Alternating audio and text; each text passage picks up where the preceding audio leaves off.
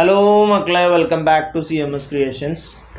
നമ്മൾ നോക്കാൻ പോകുന്നത് 2020 നമ്മളുടെ ലാസ്റ്റ് ചാപ്റ്ററായ 11ാമത്തെ ചാപ്റ്ററായ സ്റ്റാറ്റിസ്റ്റിക്സ് സ്ഥിതി വിവരക്കണക്ക് എന്ന് പറയുന്ന ചാപ്റ്ററിൽ നിന്നും ചോദിച്ചിട്ടുള്ള ചോദ്യങ്ങളും അതിൻ്റെ ഉത്തരങ്ങളാണ്. നമ്മൾ ഇതിനു മുമ്പ് നമ്മളുടെ 10 ചാപ്റ്ററുകളുടെയും 6 വർഷത്തെ ക്വസ്റ്റ്യൻ പേപ്പറുകൾ നമ്മൾ സോൾവ് ചെയ്തു. അതെല്ലാം നമ്മൾ SSLC previous year question paper എന്ന് പറയുന്ന ഒരു പ്ലേലിസ്റ്റ് ആക്കിയിട്ട് നമ്മളുടെ ഡിസ്ക്രിപ്ഷനിൽ കൊടുത്തിട്ടുണ്ട്. അതേപോലെ തന്നെ നമ്മളുടെ ക്രിസ്മസ് എക്സാമിൻ്റെ ആൻസറുകൾ, ഓണപരീക്ഷയുടെ ആൻസറുകൾ, നമ്മുടെ ടെക്സ്റ്റ് ബുക്കിലുള്ള എല്ലാ ക്വസ്റ്റ്യൻ്റെയും ആൻസറുകൾ ഇതെല്ലാം പ്ലേലിസ്റ്റ് ആക്കിയിട്ട് നമ്മൾ നമ്മുടെ ചാനലിൽ അപ്ലോഡ് ചെയ്തിട്ടുണ്ട്. അതിൻ്റെ ലിങ്ക് ഡിസ്ക്രിപ്ഷനിലുണ്ട്. അതേപോലെ തന്നെ എൻ്റെ സ്ക്രീനിലും വരുന്നതാണ്. അപ്പോൾ അതൊന്ന് പ്ലേ ചെയ്തുകൊണ്ട് നിങ്ങൾ മാക്സിമം പ്രീവിയസ് ഇയർ ക്വസ്റ്റ്യൻസ് എന്ത് ചെയ്യുക, വർക്കൗട്ട് ചെയ്യുക. എക്സാം അടുത്തുകൊണ്ടിരിക്കുകയാണ്, എല്ലാവരും എക്സാമിൻ്റെ ചൂടിൽ നന്നായിട്ട് പഠിക്കുകയാണെന്ന് വിശ്വസിക്കുന്നു. Do your level best. Okay, അപ്പോൾ നമുക്ക് 2020 സ്റ്റാറ്റിസ്റ്റിക്സ് അഥവാ സ്ഥിതി വിവരക്കണക്ക് എന്ന് പറയുന്ന ചാപ്റ്ററിൽ നിന്നും ചോദിച്ചിട്ടുള്ള ചോദ്യങ്ങൾ എന്തൊക്കെയാണെന്നുള്ളത് നമുക്ക് നോക്കാം. ഇവിടെയും 2020 നമുക്കൊരു ചോദ്യം മാത്രമേ ഈ സ്റ്റാറ്റിസ്റ്റിക്സ് എന്ന് പറയുന്ന ചാപ്റ്ററിൽ നിന്ന് ചോദിച്ചിട്ടുള്ളൂ. മാക്സിമം പോയി കഴിഞ്ഞാൽ ഒരു 7 മാർക്ക്, അതിൻ്റെ മുകളിലേക്ക് നമുക്ക് ഈ ചാപ്റ്ററിൽ നിന്ന് ചോദ്യങ്ങൾ ഉണ്ടാവില്ല. 5 മാർക്ക് അത് ഷുവറാണ്. അതുകൊണ്ട് തന്നെ ഈ ചാപ്റ്ററിൽ നിന്നുള്ള 5 മാർക്ക് അത് ഒരിക്കലും നിങ്ങൾ കളയാൻ പാടില്ല. ഓക്കെ, അപ്പോൾ നമുക്ക് ഈ ചോദ്യം എന്താണെന്ന് നോക്കാം. The table below shows children of a class sorted according to their mark in a examination. ഒരു പരീക്ഷ എഴുതിയ കുട്ടികളുടെ മാർക്കിന്റെ അടിസ്ഥാനത്തിൽ തരംതിരിച്ച പട്ടികയാണ് ചുവടെ കൊടുത്തിരിക്കുന്നത്. If we arrange the children from the one with least mark to one with the greatest, then what will be the assumed mark of 12th students. കുട്ടികളുടെ മാർക്കിന്റെ അടിസ്ഥാനത്തിൽ ഏറ്റവും കുറവ് മുതൽ ഏറ്റവും കൂടുതൽ വരെ ക്രമീകരിച്ചാൽ 12ാമത്തെ കുട്ടിയുടെ മാർക്ക് സങ്കല്പ പ്രകാരം എത്രയാണ്?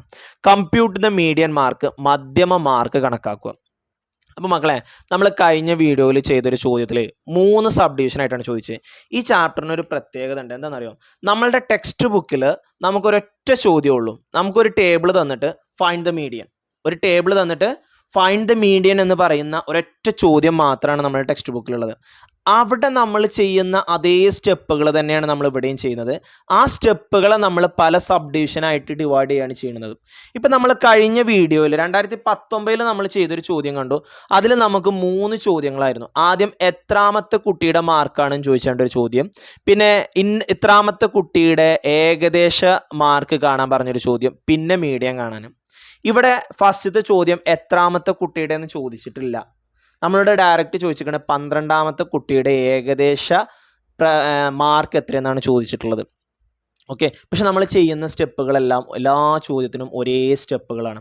അപ്പോൾ നമ്മൾ നേരത്തെ പറഞ്ഞതുപോലെ ആദ്യത്തെ സ്റ്റെപ്പ് എന്താണ്? നമ്മളുടെ ആദ്യത്തെ സ്റ്റെപ്പ് ക്യുമുലേറ്റീവ് ഫ്രീക്വൻസി, ആവൃത്തി കാണണം. ഞാൻ കണ്ടുപിടിച്ച ടേബിൾ ഇവിടെ തന്നിട്ടുണ്ട്. അപ്പോൾ അതെങ്ങനെ കണ്ടുപിടിക്കുക എന്നുള്ളത് പറഞ്ഞുതരാം. ആദ്യം നമ്മൾ എന്ത് ചെയ്യണം?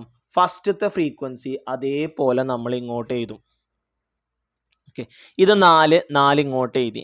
4ലോട്ട് നമ്മൾ 7 കൂട്ടും. 4ലോട്ട് 7 കൂട്ടിയാൽ എത്രയാ?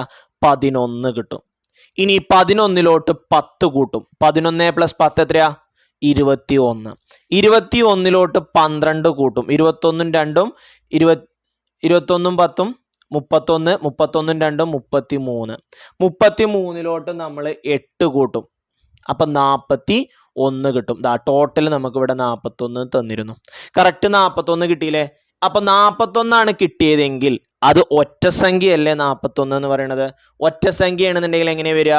41ലോട്ട് 1 കൂട്ടണം, എന്നിട്ട് അതിൻ്റെ പകുതി. അപ്പം 41 + 1 42, അതിൻ്റെ പകുതി. 42ന്റെ പകുതി എത്രയാ? 21. അപ്പൊ 21ാമത്തെ കുട്ടിയാണ് നമ്മളുടെ മധ്യമം എന്ന് പറയുന്നത്. ഇതാണ്. ഞാൻ ആ ക്ലാസ് ഇങ്ങനെ റൗണ്ട് ചെയ്തിട്ടു കേട്ടോ. അപ്പൊ നിങ്ങൾക്ക് തോന്നും 21ാമത്തെ കുട്ടി ആയതുകൊണ്ട് നമുക്ക് 30 ഡയറക്റ്റ് എഴുതി വെക്കാലോ. 30 ക്ലാസ്സിൽ പെടൂലേ. ഓക്കെ, അപ്പൊ നമുക്ക് സ്റ്റെപ്പ് വൈസ് തന്നെ ചെയ്തു പോകാം. കണ്ടോ, ആ റൗണ്ട് ചെയ്തതിന്റെ തൊട്ട് മുകളിൽ ആരാ നോക്കിയാ?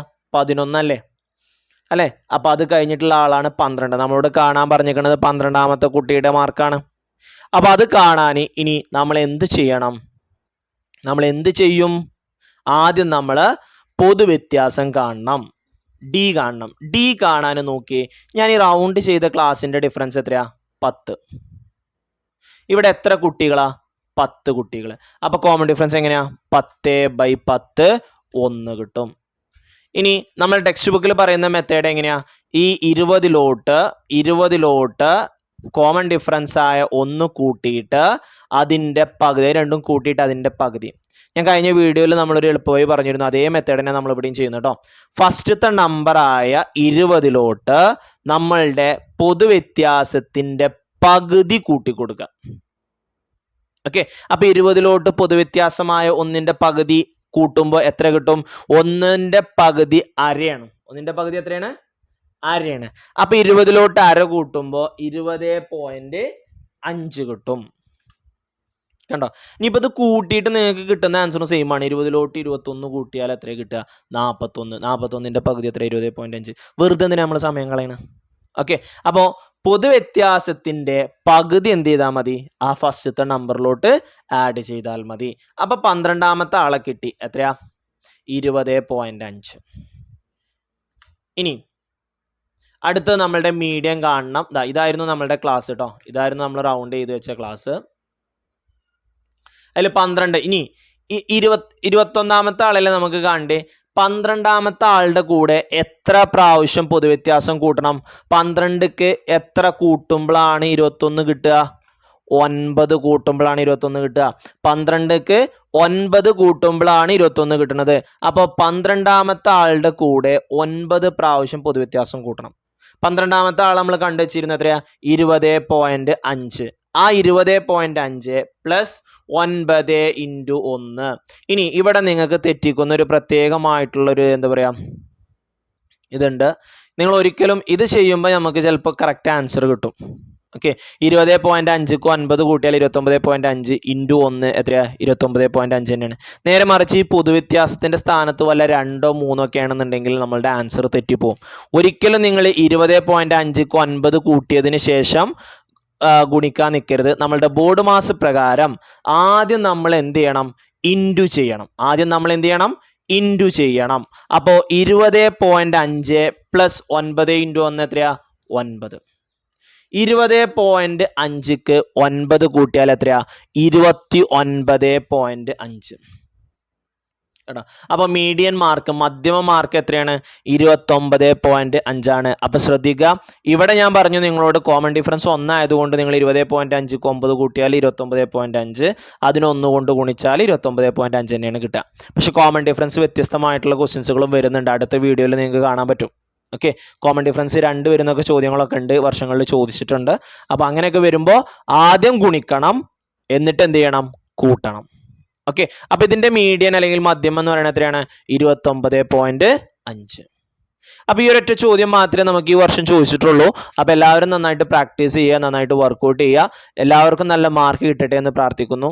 കഷ്ടപ്പെട്ട് കഴിഞ്ഞാൽ നമുക്ക് അതിനുള്ള പ്രതിഫലം കിട്ടുന്നുള്ള കാര്യത്തിൽ യാതൊരു സംശയവും വേണ്ട.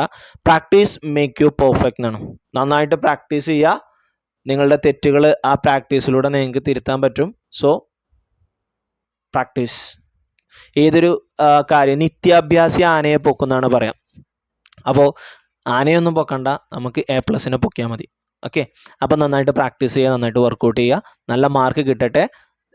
നല്ല മാർക്ക് കിട്ടി പാസ്സായി നിങ്ങൾ ആഗ്രഹിച്ചതുപോലെ +1 നിങ്ങൾ ആഗ്രഹിച്ച സബ്ജക്റ്റ് എടുത്ത് നല്ല നിലയിൽ എത്തട്ടെ എന്ന് ആശംസിക്കുന്നു. Thank you for watching this video. See you soon. Bye by.